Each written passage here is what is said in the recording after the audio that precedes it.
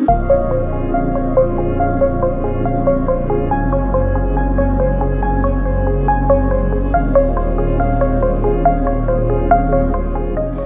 David, comment ça va? Ça va? Ça va et toi? Très bien, merci. Merci de nous accueillir ici, au stade du Red Star, au stade Bauer. Vous êtes les bienvenus. Merci beaucoup. Est-ce que tu peux nous expliquer un petit peu pourquoi on est là? Parce que c'est quand même un temple du football historique, hein. C'est le deuxième club le plus vieux de France, le plus vieux club de la région parisienne, et c'est là où j'ai terminé ma carrière. Et j'ai commencé une nouvelle carrière en tant que directeur créatif et brand manager de ce club. En tout cas, je le répète, mais merci de nous accueillir ici. Merci d'avoir ramené ta collection. On va rentrer dans le vif du sujet. Avant ça, première petite question maillot. Si je te dis maillot de foot, c'est quoi le premier maillot auquel tu penses? Le premier maillot qui te vient à l'esprit? L'AS Cannes, parce que j'ai commencé ma carrière à l'AS Cannes. À la belle époque, quand l'AS Cannes, les pros étaient en division 1, comme on appelait ça en D1 à l'époque. Et on était trop heureux de porter le maillot. Et puis quand il fallait toucher les équipements, à chaque fois au début de l'année, on était trop content d'avoir le maillot d'entraînement, etc. Ah, c'est toujours magique ce moment-là. Justement, je crois que le premier maillot que tu as ramené, c'est l'AS Cannes. Oui. Un premier maillot qui est celui-là, franchement, vraiment hyper ancien, marqué par le temps. Marqué par le temps. Je ne sais pas quelle catégorie correspond, parce que j'ai commencé en débutant, deuxième année. Juste après, on a encore plusieurs maillots de l'AS Cannes.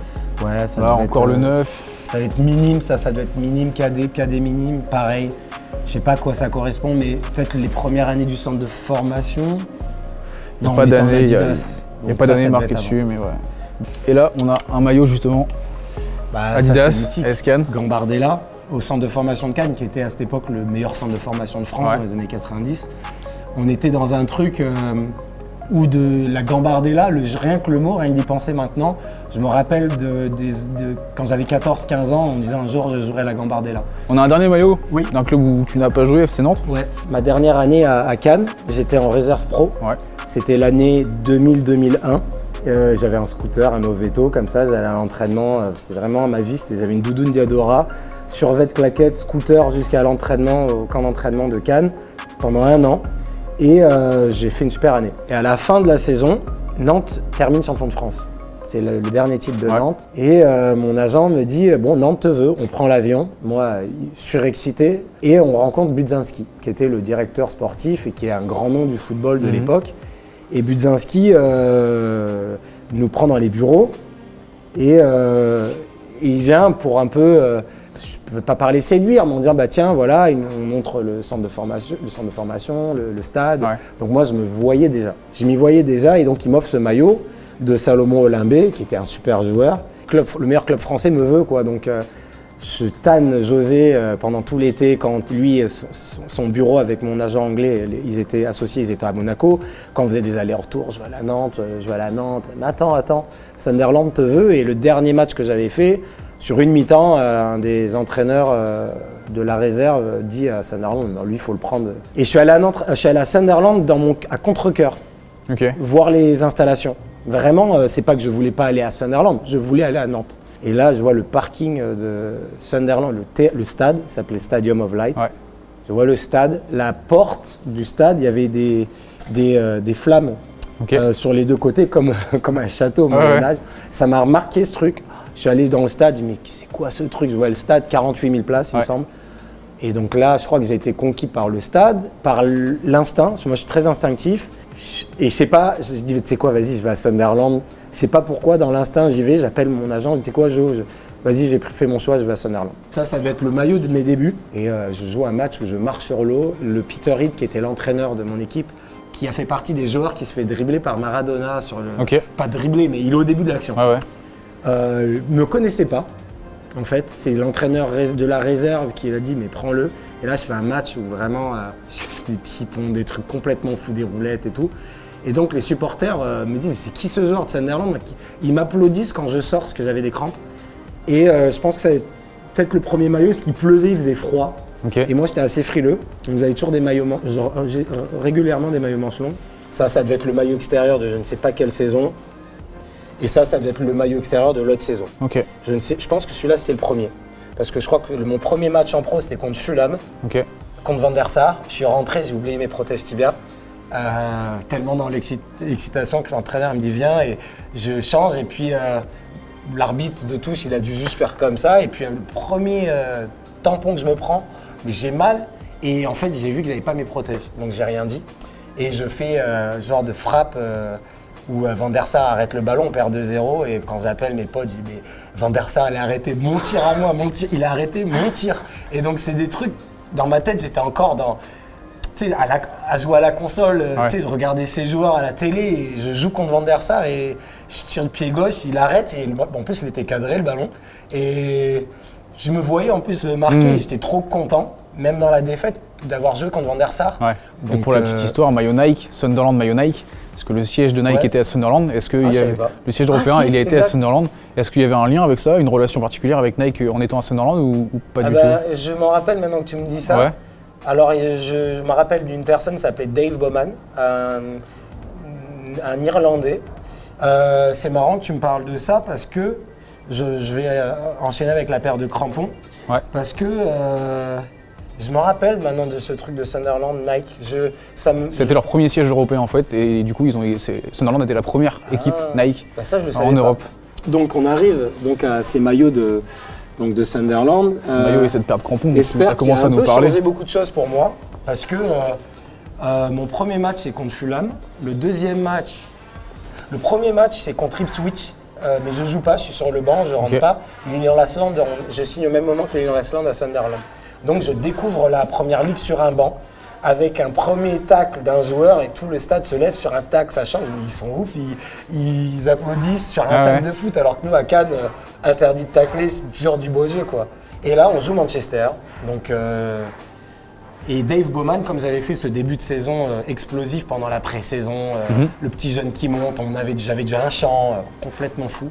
Et Dave Bowman, le gars de Nike, m'offre cette paire de chaussures. Alors il faut remettre dans le contexte, il la sort de la boîte en bronze, genre de cette couleur. C'est une paire incroyable. Les autres joueurs me disent mais c'est quoi cette couleur et tout. Moi, un peu pas fier, mais tu sais, tu connais, j'ai les bons trucs, tu vois, donc j'étais trop content. Et donc je suis sur le banc contre Manchester et je vois mon héros Ryan Giggs, c'est un de mes héros comme Ouya, Ryan Giggs c'était et donc je suis sur le banc avec des yeux d'enfant. Il y avait Beckham, il y avait Ryan Giggs, il y avait Barthez dans les cages, Laurent Blanc. Kevin Kilban il se blesse à la mi-temps. Mais alors moi, dans ma tête, je suis un petit jeune, bon je rentre à peine. Mais il se blesse à la avant le match, à la mi-temps. Et avant de rentrer sur le terrain, Peter Hill il me dit échauffe-toi. Alors là, le niveau d'adrénaline. Monte d'un coup. Ouais, mais je me rappellerai le niveau d'adrénaline. Je vais jouer contre Manchester, contre Ryan Giggs. Et je joue un match, une mi-temps, où Alex Ferguson, après la mi-temps, il a dit c'est qui ce jeune? Et ils m'ont suivi pendant 1 an et demi après ça. Sur une de mes premières actions, je suis parti de 70 mètres et j'ai dribblé tout le monde. Genre, même moi, je me vois dans le film en train de penser, je dribble tout le monde, là je dribble tout le monde. Et le dernier crochet sur West Brom, c'était Graham Paul, l'arbitre. Je fais un crochet et je me retrouve nez à nez avec Barthez si je le crochette. Donc je le crochette, il y a pénalty, il siffle pas. Mais s'il ne me crochette pas, je mets le but de l'année, vraiment, genre j'ai pas mis des buts de l'année, hein, mais sur là, j'arrive et tout le stade m'a applaudi. Deuxième action, je fais à peu près la même chose de la mi-temps et c'est Laurent Blanc qui me...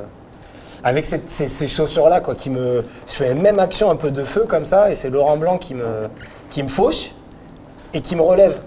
Et dans ma tête, c'est comme avec Van der Sar, je me suis fait relever par Laurent Blanc. On t'a en face de toi un fan de Manchester. Là, je vois tout ce rouge, je t'avoue que ça me fait rêver. Bah ouais, donc... Comment ça se passe? Parce que tu dis que tu fais un gros match contre Manchester, ils te suivent pendant 1 an et demi, tu les rejoins. Comment je signe à Manchester? Le premier match pro contre Aston Villa, on gagne 1-0, je marque.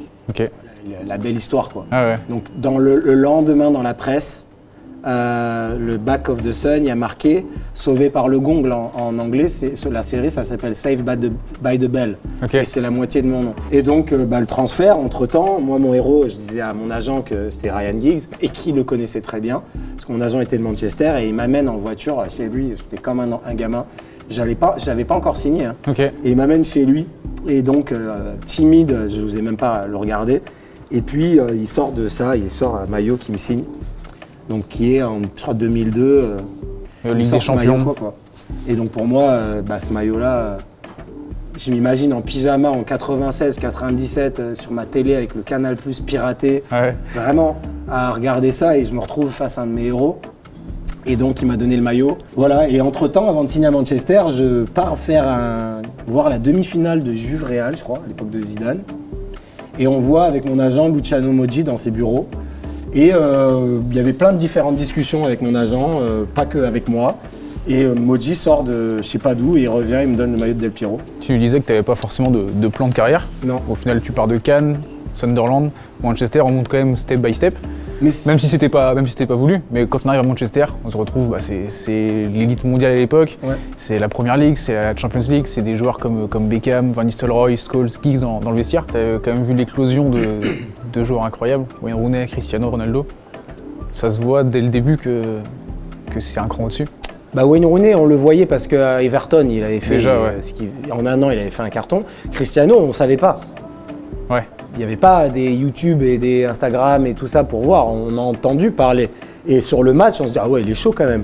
Mais après le match, c'est dès qu'il est arrivé, bon, il était tout jeune, il était pas timide, mais on était à côté dans les vestiaires. Il n'était pas timide, mais forcément, il est discret quand il arrive. Mais bon, comme il a un bon sens de l'humour et c'est un petit clown aussi, ça allait assez vite, tu vois.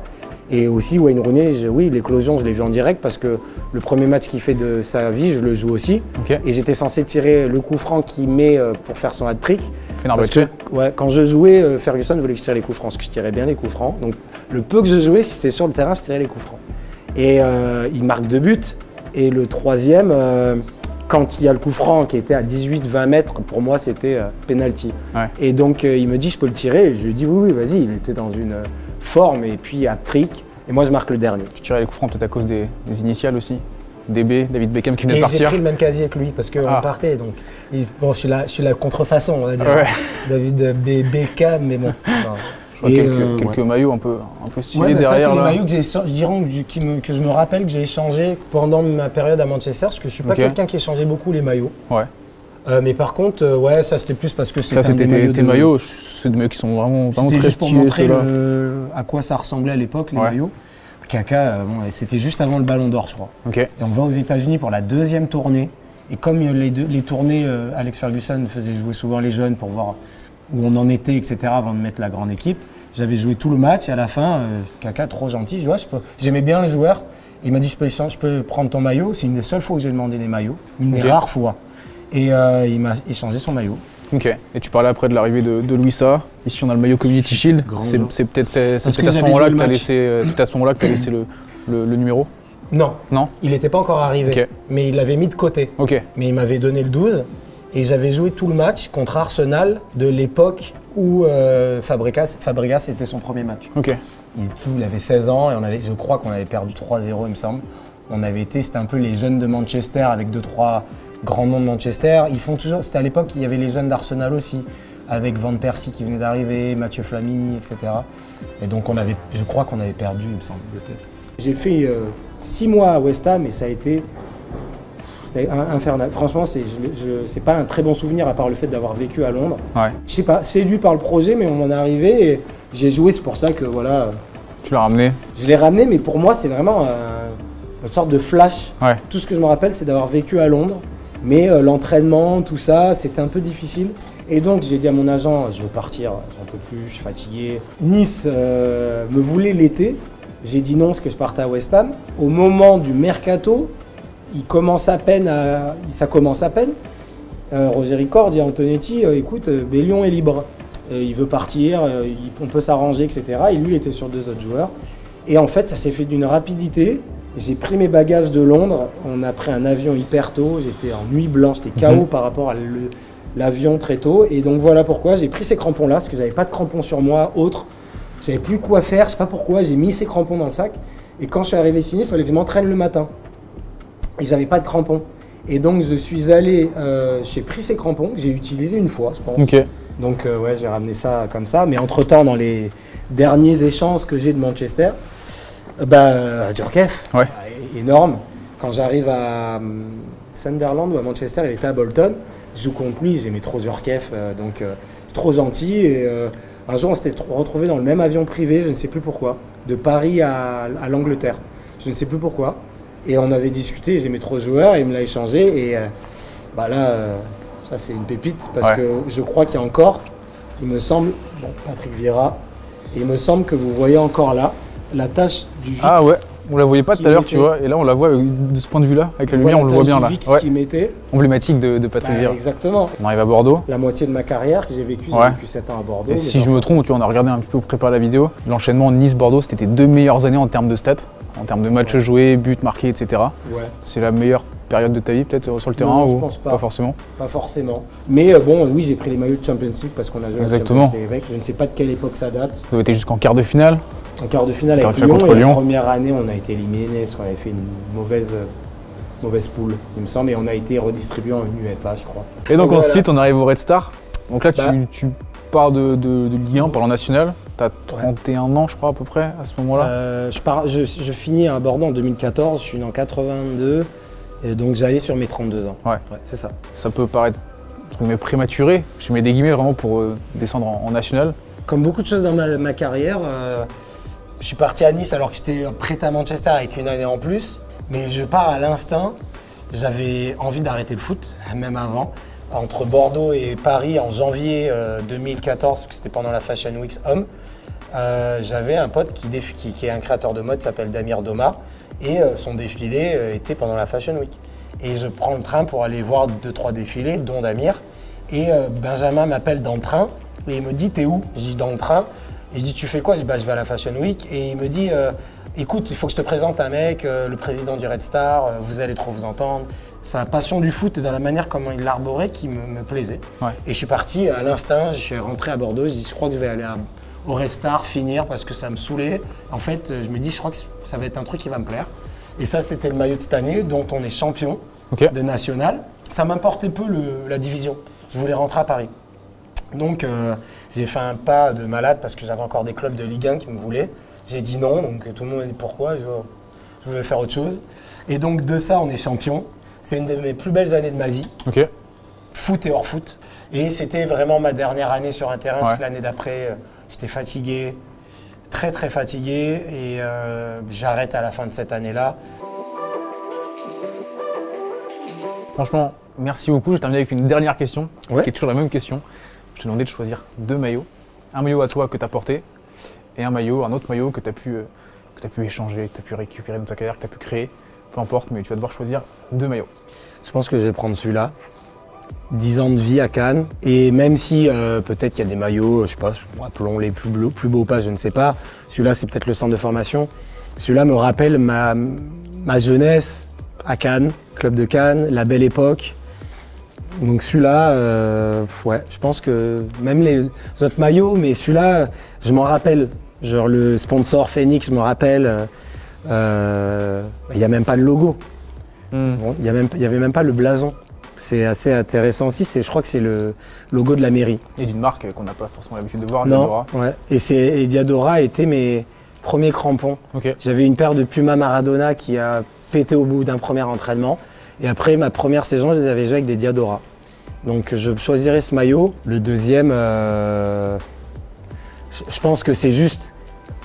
Ça doit être des années 90, c'est des années 90, et je me retrouve avec celui-là, quoi. Pourtant, à Bordeaux, j'ai été champion, on n'a même pas parlé de ça, mais j'étais champion de France, j'ai tout gagné avec ce club et tout.